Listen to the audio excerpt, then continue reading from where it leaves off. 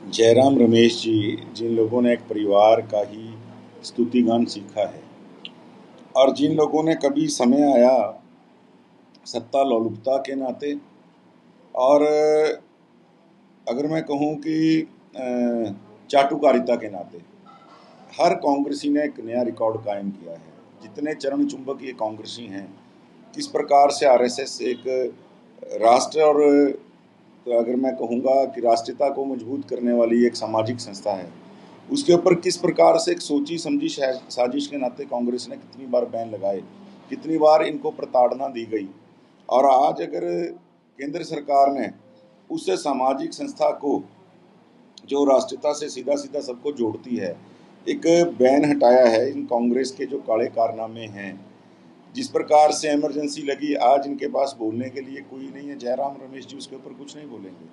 जिस प्रकार से 1984 के अंदर हमारे सिख बंधुओं का कत्लेआम हुआ, किस प्रकार से सरकारों को तोड़ा गया, वो कभी नहीं बोलेंगे, क्योंकि ये इतने बड़े चरण चुंबक हैं कांग्रेस के। और चरण चुंबकता की हद ये है, कांग्रेस का हर लीडर आज बात तो लोकतंत्र और प्रजातंत्र की मोहब्बत की दुकान की बड़ी बड़ी बातें करता है, लेकिन कांग्रेस ने जितने काले कारनामे किए, एक परिवार ने जितने काले कारनामों को जो है अंजाम दिया इस भारत के अंदर, उस परिवार के खिलाफ एक शब्द भी बोलने की इन लोगों की हिम्मत नहीं है।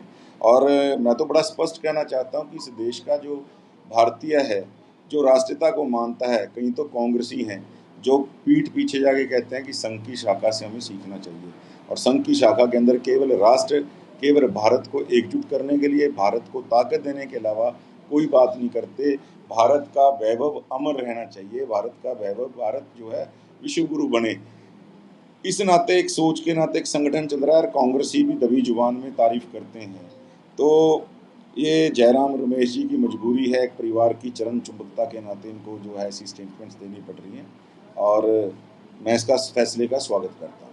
ईडी ने कांग्रेस के जो विधायक हैं सोनभद्र के, उन्हें गिरफ्तार किया है, मनी लॉन्ड्रिंग का मामला है, और भी कई नेताओं के कांग्रेस के इसमें नाम सामने आए। जिसको किया उसको भुगतना पड़ेगा। ईडी एक स्वायत्त एजेंसी है, वो अपना काम कर रही है।